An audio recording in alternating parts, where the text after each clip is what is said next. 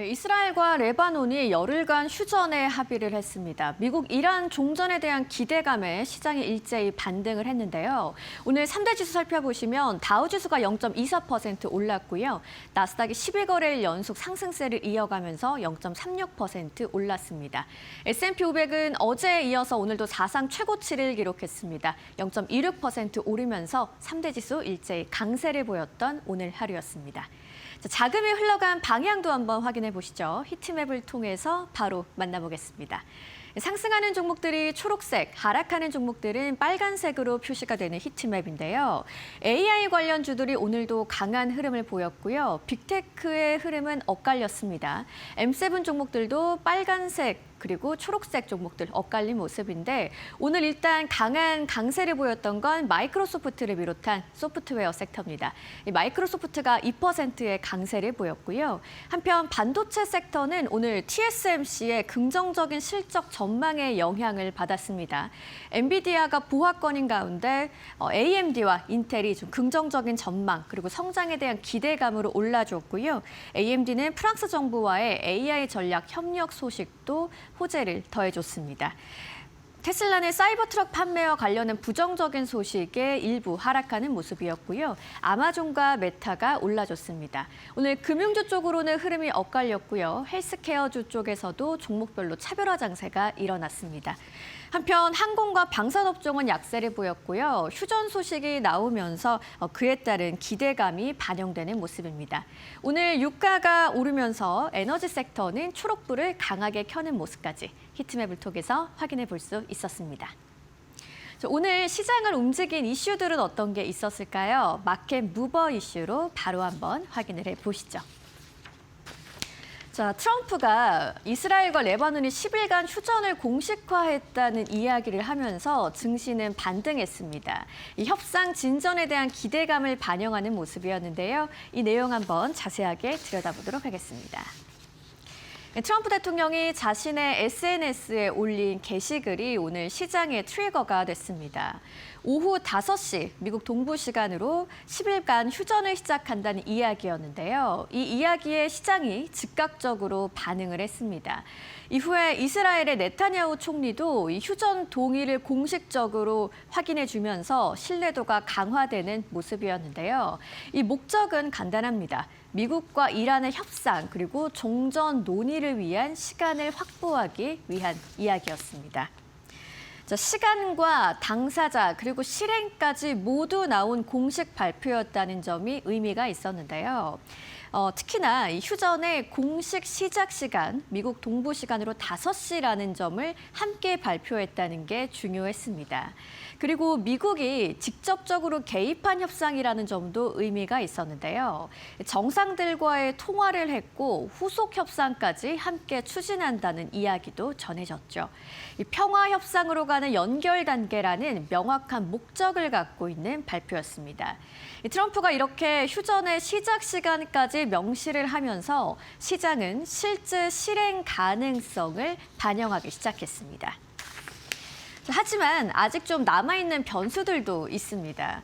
이스라엘군은 남부 레바논 10km 완충지대에 계속 주둔하겠다고 했고요. 헤즈볼라 측의 공식 입장은 없었습니다. 결국 완전한 종전이 아닌 임시 휴전이기 때문에 전투는 멈췄지만 군사 긴장은 아직까지 유지가 되고 있는 점이 중요하겠고요. 유가의 움직임도 한번 체크를 해보실 만하죠. 오늘 WTI가 3~4%대의 급등이 나왔습니다. 상승 흐름이 유지가 되고 있는 모습입니다. 호르무즈 해협 봉쇄 리스크가 지속되고 있고요. 이란 관련 긴장도 여전한 모습입니다. 즉 주식은 낙관적이지만 원유는 아직 경계하는 흐름이다라는 걸 확인해 볼 수 있겠습니다. 이런 시장의 이야기 속에서 오늘 지수의 흐름도 한번 살펴보시죠. 일단 오늘 시장이 상승으로 출발을 했었는데요.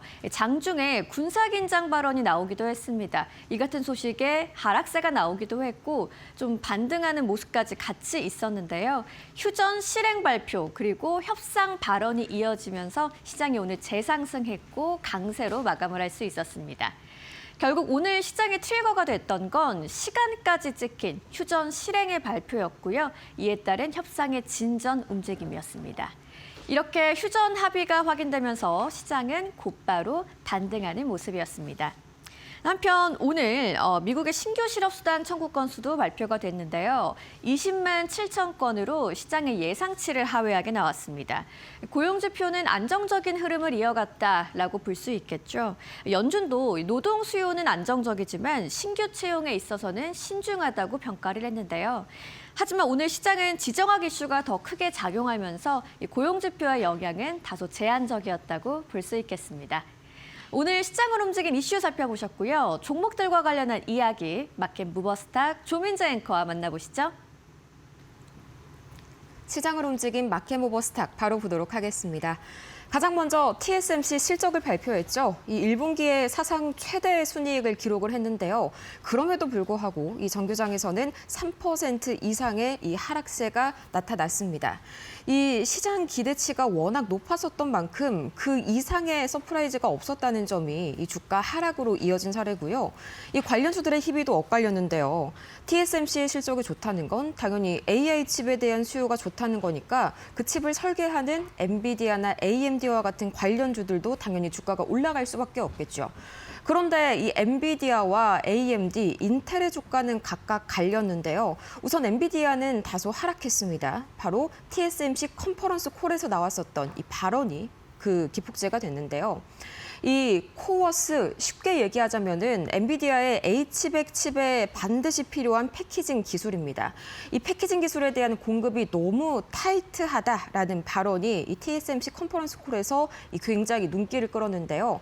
한마디로 이 공급 부족이 단기간에 해소가 되기 어렵다. 특히나 H100 칩의 필수적인 이 코어스가 상당히 부진한 그런 공급이 부진한 모습을 보여주고 있다라는 거에 대해서 계속해서 이 실망감이 넘쳐나고 있는 엔비디아였습니다.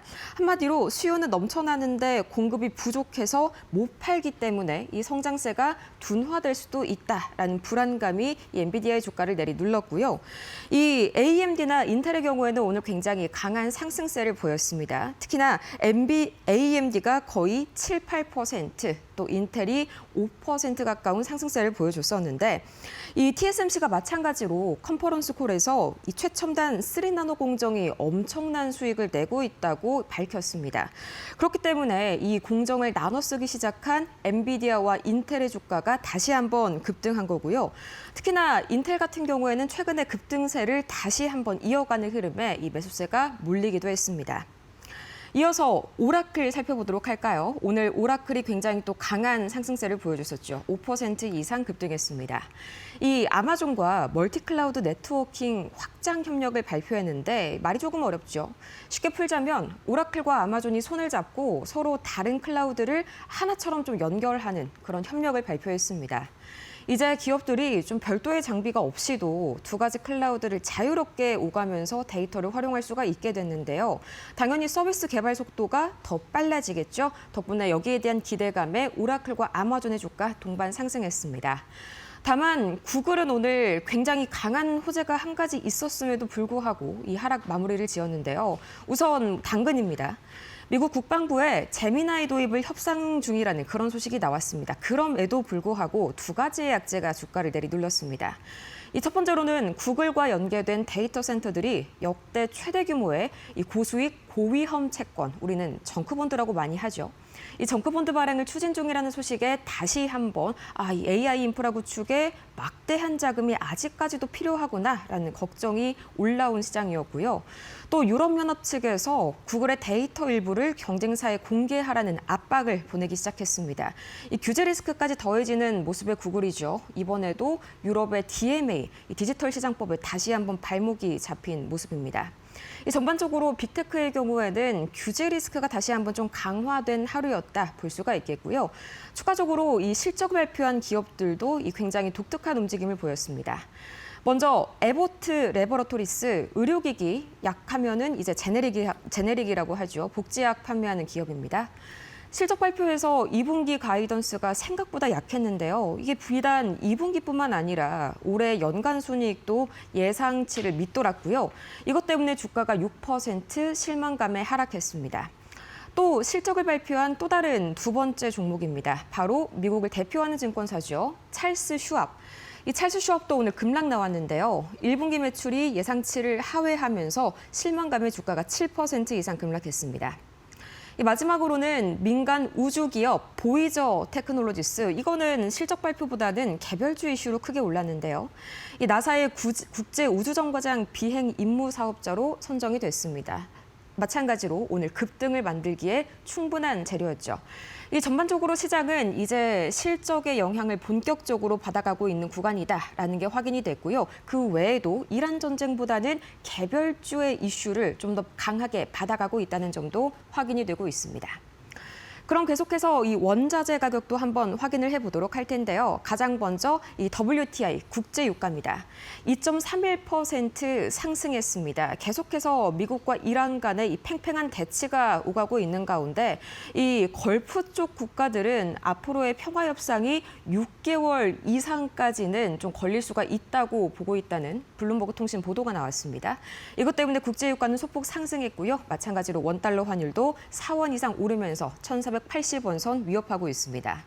비트코인과 금은 오늘도 큰 움직임은 없었고요. 미국채 10년물과 미국채 2년물은 이 소폭 상승하는 흐름이 나타났는데 이것도 마찬가지로 이 국제유가가 다시 한번 상승세를 보이고 있다 보니까 인플레이션 우려감에 금리 인하 기대가 후퇴하고 국채 금리는 상승했다라고 해석을 해볼 수가 있겠죠.